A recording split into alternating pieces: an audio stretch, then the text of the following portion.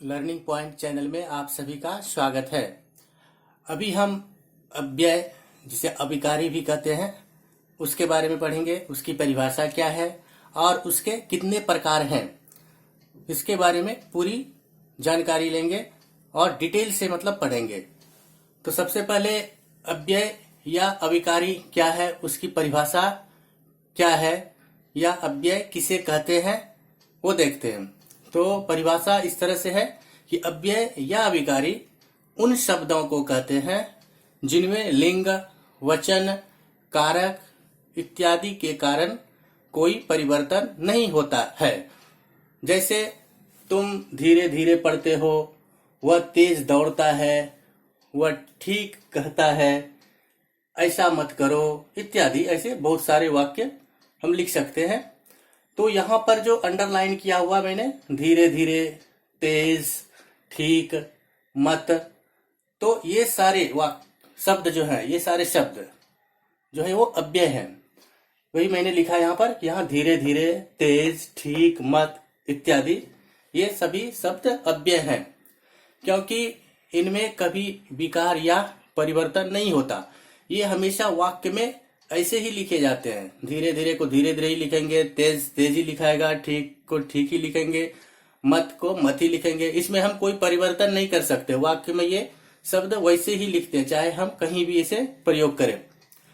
अभी अव्यय के कितने भेद हैं या अव्यय कितने प्रकार के होते हैं, तो अव्यय के 4 भेद हैं। ये 4 प्रकार के होते हैं।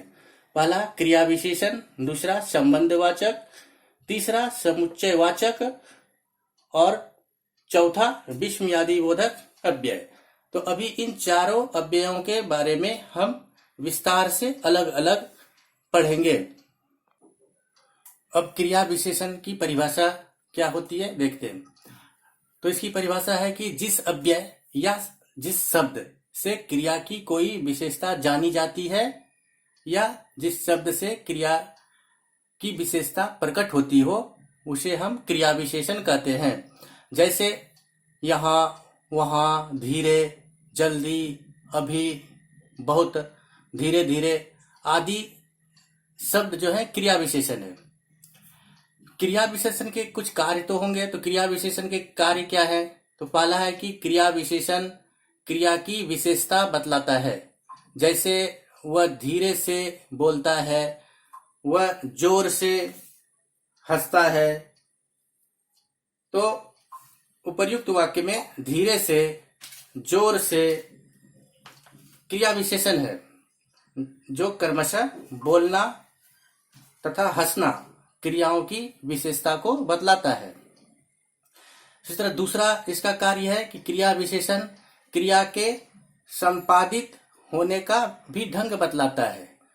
जैसे कोई क्रिया जो है किस तरह से संपादित हो रही है उसके बारे में भी बतलाता है। जैसे पुस्तकें धड़ाधड़ बिक रही है, तो यहाँ धड़ाधड़ जो है यह क्रिया विशेषण है और यह बिकने की क्रिया का ढंग बता रही है कि कैसे बिक रही है। तो धड़ाधड़ मतलब बहुत तेजी से बिक रही है।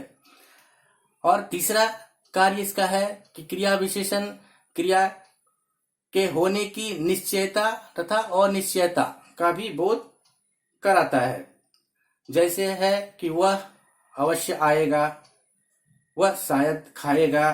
तो यहाँ अवश्य और शायद जो अंडरलाइन किया है मैंने, यहाँ अवश्य क्रिया विशेषण है और दूसरा शायद।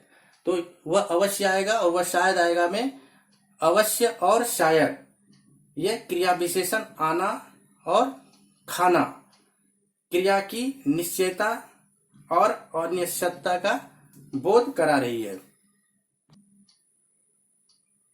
अभी चौथा कार्य क्रिया विशेषण का कि क्रिया विशेषण क्रिया के होने में निषेध और स्वीकृति का बोध कराता है। जैसे मत पढ़ो, ना लिखो, हाँ आओ, ठीक कहते हो। तो यहाँ पर मत, ना, पढ़ने और लिखने क्रियाओं का निषेध कर रहा है। और हाँ और ठीक ये क्रिया विशेषण आना और कहना क्रियाओं की स्वीकृति का बोध कराता है। और पांचवा कार्य इसका क्या है कि क्रिया विशेषण क्रिया के घटित होने की स्थिति, दशा, विस्तार और परिमाण का बोध कराता है। जैसे लिखा हूं मैं कि वह ऊपर सोता है, घर के भीतर बैठो। तो यहाँ ऊपर और भीतर क्रिया विशेषण सोना और बैठना क्रियाओं की स्थिति का बोध कराता है। वहीं सड़क के बाएं चलो, जाओ उधर ढूंढो। यहाँ बाएं और उधर क्रिया विशेषण ये चलना और ढूंढना क्रिया, मतलब चलना और ढूंढना क्रियाओं की दिशाओं का बोध कराता है। क्रिया विशेषण के मुख्यतः 5 भेद हैं। पहला है स्थानवाचक क्रिया विशेषण। जो शब्द क्रिया के होने के स्थान का बोध करवाते हैं वे स्थानवाचक क्रिया विशेषण कहलाते हैं। जैसे यहाँ खेलो, वहां मत जाओ, कहाँ जा रहे हो, मनु उधर मत जाओ। तो इन सारे वाक्यों में यहाँ, वहां, कहाँ, उधर ये सब क्रिया विशेषण है जो कि स्थानवाचक क्रिया विशेषण कहलाते हैं। स्थानवाचक क्रिया विशेषण के कुछ अन्य उदाहरण हैं, जैसे ऊपर, नीचे, बाहर, भीतर, जहां, सामने, आगे, पीछे इत्यादि। ये सब स्थानवाचक क्रिया विशेषण हैं। दूसरा है कालवाचक क्रिया विशेषण। जो शब्द क्रिया के होने के समय का बोध करवाते हैं कालवाचक क्रिया विशेषण कहलाते हैं। जैसे दीपांश, तुम घर कब जाओगे। आदित्य, वहां अभी मत जाओ। तो यहाँ पर कब और अभी ये दोनों कालवाचक क्रिया विशेषण हैं। कभी कभी क्या होता है कि संज्ञाओं का भी कालवाचक क्रिया विशेषण के रूप में प्रयोग होता है।